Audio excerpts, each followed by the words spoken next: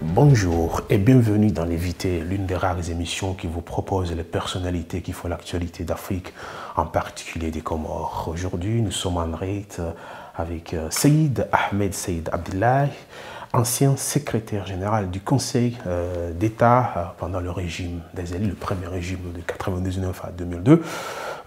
Il est aussi fondateur et président du Comores, un parti politique qui s'appelle Comores Alternatif, auteur du livre Comores d'une république à l'autre, sorti en 2011, édition Salakante, et aussi Comores pour l'indépendance économique et financière pour l'archipel des Comores, sorti en 2014, édition L'Harmattan. Il est mon invité de cette émission. Bonjour Saïd Ahmed Saïd Abdillahi, vous êtes à Paris. Bonjour. Merci d'avoir accepté cette interview de Comores TV. Tout d'abord, en tant que politicien du parti Comores Alternatif, pourquoi ce parti? D'abord, je voudrais vous remercier, remercier l'équipe qui dirige Comores Télévision Internationale, qui permet aux jeunes et aux autorités politiques comoriennes de la diaspora de s'exprimer, d'intervenir, et j'espère que vous allez développer pour nous permettre d'aider les Comoriens, de savoir ce qui se passe aux Comores et surtout apprendre aux Comoriens que le pays, ça s'organise, ça se prépare et la gouvernance, c'est une question de projets et d'idées. Oui. C'est ça la notion de Comores Alternative. Pourquoi Comores Alternative? Je vous remercie d'avoir posé cette question parce que nous avons connu déjà 42 ans d'indépendance. Sur la même longueur d'onde, nous proposons une autre façon de diriger les Comores. Oui. C'est pour cela que nous avons proposé Comores Alternative. Une autre alternance qui n'est pas celle qui consiste à mendier, qui consiste à être assisté, qui consiste à nommer ou à désigner ceux qui sont proches, mais pas ceux qui sont compétents. Nous voulons prioriser la compétence, la connaissance, avant toutes les idées de proximité. Oui, en tant que politicien, vous avez rédigé un livre intitulé « Comores d'une république à l'autre ». Ça parle quoi exactement, ce livre? Quand j'ai gouverné, enfin, j'ai dirigé avec Azali, bon, diriger c'est trop exagéré, mais j'ai participé à la gouvernance de Comores de 1999 à 2002. Oh, et pendant la crise séparatiste d'avant, bien sûr. Pendant la crise séparatiste, donc j'ai vu ce qui se passe dans les systèmes. J'ai voulu, en écrivant les livres Comores d'une république à l'autre, commencer de l'autonomie interne, là où on parle de Saïd Mohamed Cheikh, jusqu'en 2002, de la gouvernance d'Azali Assoumani, pour dire qu'est-ce qui marche, qu'est-ce qui ne marche pas. Parce que le problème des Comores, le premier problème des Comores, il n'y a pas d'État. Un État, ce n'est pas le bureau à Moroni, ni le bureau à Mitsamoudou ou à Fomboni. Un État, c'est une administration de nos petites villes et villages jusqu'à la capitale. Et ça n'existe pas. Donc, le premier livre, ça parle des institutions, des propositions d'un autre État. C'est pour cela que j'ai intitulé Comores d'une république, les différentes républiques, à une autre, à celle que nous, au sein de Comores Alternatives, on propose. Un État central, décentralisé. Donc, vous proposez un changement institutionnel, comme vous dites. C'est ça, M. Saïd? Oui, on propose un changement constitutionnel. Heureusement, après plusieurs années, 15 ans de tournante, les Comoriens se sont aperçus que ça n'a pas marché. Mais qu'est-ce qui ne marche pas? C'est l'absence de cet État décentralisé au niveau de villes et villages. Je vous donne un exemple simple pour être rapide. Si vous quittez Moroni, vous allez à Ikoni. À Ikoni, dans les Bambao, c'est une des grandes villes de Comores. Mais il n'y a pas l'État. Parce que l'État, c'est quoi? C'est d'abord la commune. Nous avons toujours crié, en parlant à l'ancien gouverneur Mouni, qu'on ne peut pas faire des communes en regroupant les villages. Mais chaque ville et village doit être une commune. Après, on fait une fédération de communes, ce qu'on appelle les intercommunales. Deuxièmement, au sein de cette commune, il y a la police, la poste, la banque, et l'État est présent. Et le peuple sait qu'est-ce que ça veut l'État. Parce qu'un État doit servir le peuple, mais pas se servir du peuple. Et nous avons constaté que depuis l'indépendance, l'État ne sert pas le peuple comorien. Le peuple comorien n'a jamais profité de l'État de Comores. C'est le peuple qui aide l'État, ce qui est dommage. C'est le peuple qui font des routes, qui construit des maisons. ce qui est dommage. C'est le peuple qui donne l'éducation aux enfants, ce qui est dommage. Ça, c'est le rôle de l'État. Donc l'État est inexistant dans notre pays. C'est pour cela que nous demandons la refonte de ces systèmes. Heureusement, j'espère qu'on va modifier la Constitution en supprimant des institutions inutiles et budgétivores comme le gouverneur des îles, comme les commissaires, comme le conseil des îles. On va faire des régions. Nous, on a proposé au sein des Comores alternatives qui est 3 régions à la Grande Comore, c'est-à-dire les Mbadjini et les Limani associés, et depuis les Hambou jusqu'à Aïtsandra, oui. deuxième région. Oui, pardon, M. Saïd Ahmed Saïd Abdellah, oui. Votre parti politique, comme vous le dites tout à l'heure, soutient les idées de ces assises, si j'ai bien compris. On a, Azali, nous, quand il y a eu les élections en 2016, dont je voulais aller, mais on m'a bloqué, oui. Par d'autres raisonnements qu'on n'a pas le temps d'en expliquer, mais on a soutenu Mohamed Ali Soali, qui n'a pas gagné avec tous les moyens qu'il avait à ses moyens, oui.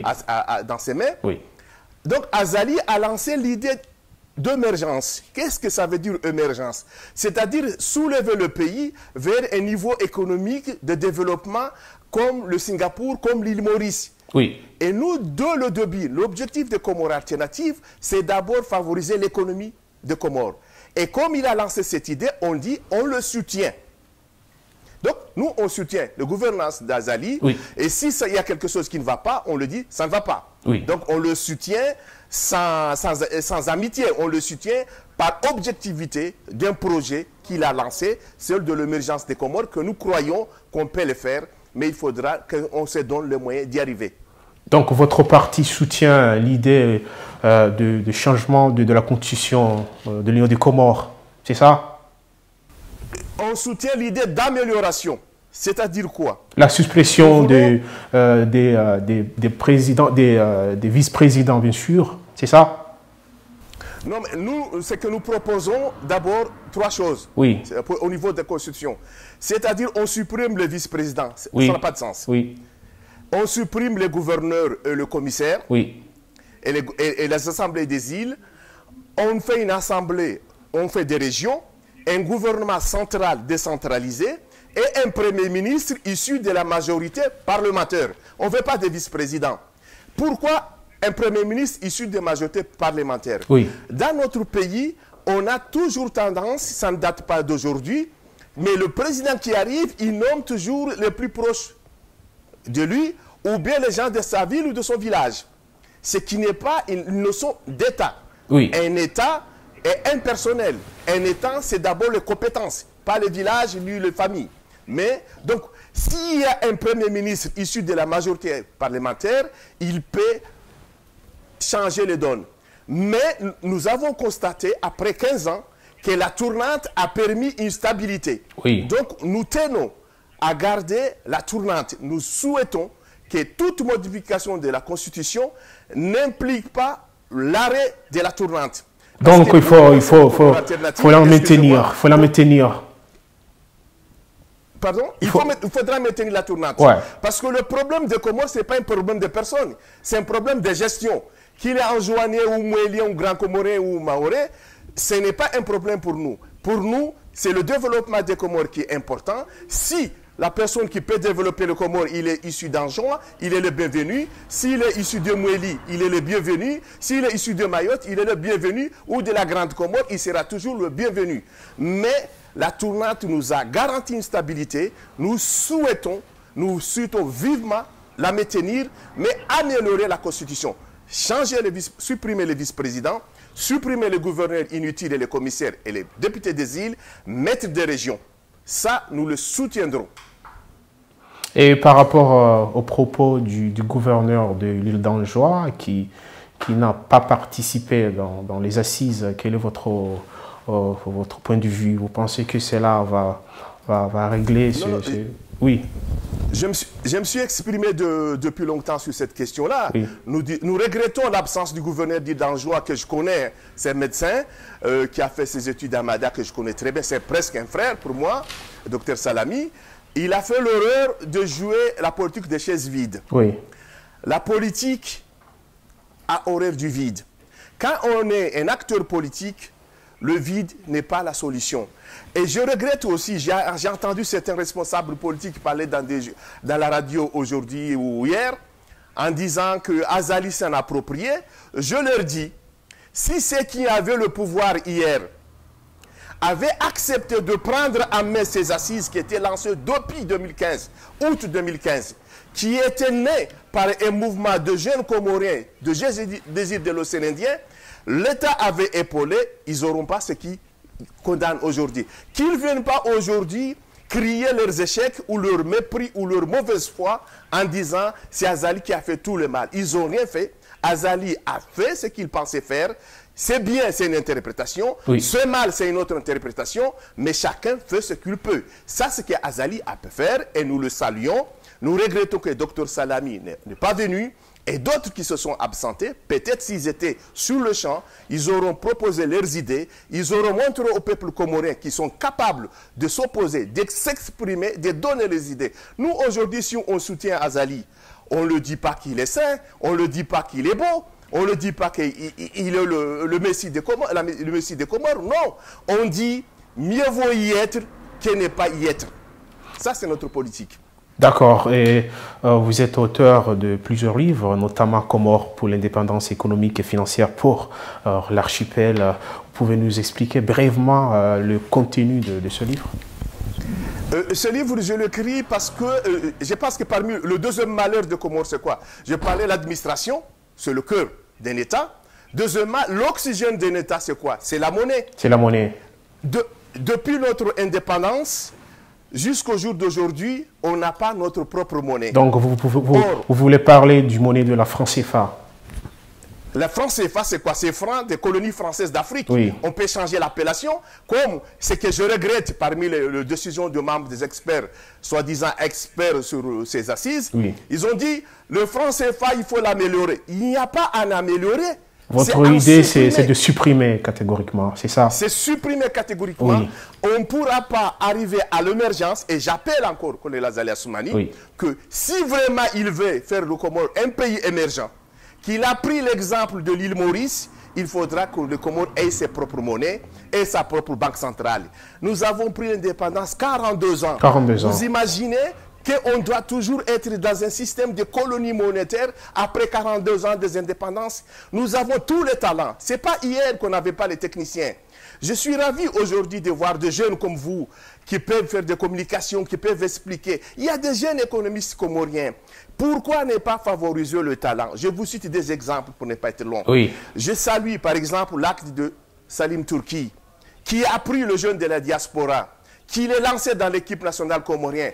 L'équipe nationale comorienne était grandiose. Mais au lieu de l'honorer, de lui donner des médailles, on l'a humilié. Ça me fait mal. Parce que je préfère le talent que les incapables. On arrive, si on veut jouer un match de première division, on ne prend pas des joueurs de deuxième division. Chaque équipe a sa classe. Oui. Donc c'est ça ce que nous priorisons. Si on veut arriver à un pays comme l'île Maurice, nous devons prendre les exemples. Si vous voulez ressembler à quelqu'un, regarde comment il marche, regarde comment il s'habille, regarde comment il parle. Si on veut être comme l'île Maurice, on doit avoir notre monnaie comme l'île Maurice, notre banque centrale comme l'île Maurice et une banque qui lance le développement économique. On ne peut jamais arriver sans une monnaie, on ne peut jamais arriver sans faire une politique monétaire, ce qu'on appelle expansive, c'est-à-dire lancer l'économie, lancer les grands travaux. Oui. Pour lancer les grands travaux, construire des routes, on ne peut pas construire des routes ou construire des hôpitaux en mendiant, oui, mais en ayant notre propre monnaie. Au début, vous nous avez dit que la candidature que vous avez déposée en 2016 a été refusée puisque vous avez dénoncé cette monnaie coloniale. Est-ce que cette formation est formelle, M. Seïd? Oui, oui, on me l'a dit. Un des représentants au Comores, on me l'a dit que c'est parmi mes malheurs. Parce que je sais qu'il y a eu beaucoup du monde qui ont payé de leur vie à cause de la zone franc. Oui. Vous savez que Joseph Tchoupiang, qui est un Camerounais, qui était un expert économiste de la Banque mondiale, il est trouvé mort dans sa voiture parce que c'est le premier à écrire un livre sur la zone franc.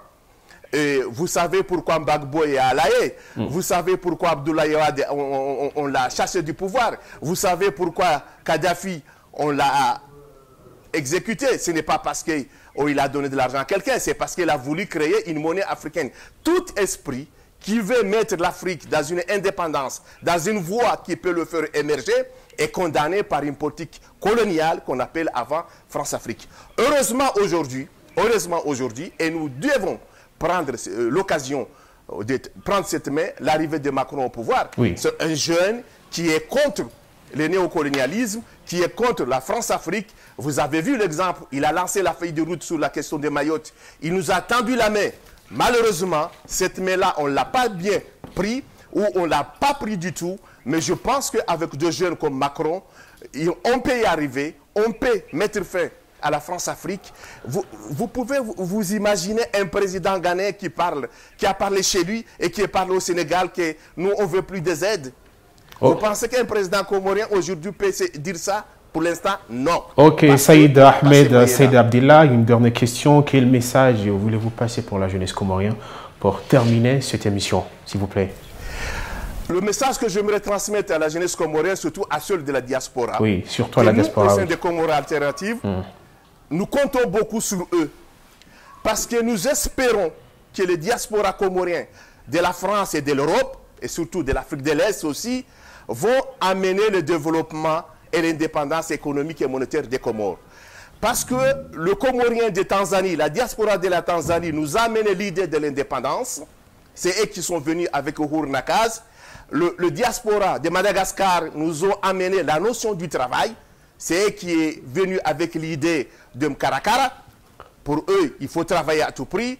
Et la diaspora comorienne de la France va amener les Comores vers le développement et l'indépendance. Une autre question, un message, oui, monsieur Saïd, pardon, monsieur Saïd Ahmed, et un message surtout à la jeunesse comorienne qui se trouve en Comores actuellement, oui. Je les appelle à nous rassembler, à être unis, ensemble, sans préjugés, pour défendre les intérêts de notre pays. Aujourd'hui, il y a une assise qui a été faite. Quel que soit le résultat qui a issu, nous devons nous rassembler, nous défendre. L'avenir des Comores dépend de nous, pas des autres.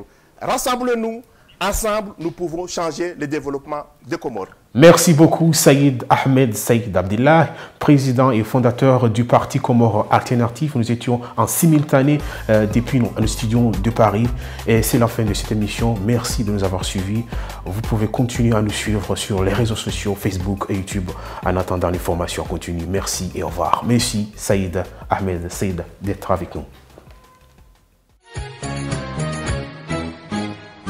Un clic pour voir la différence.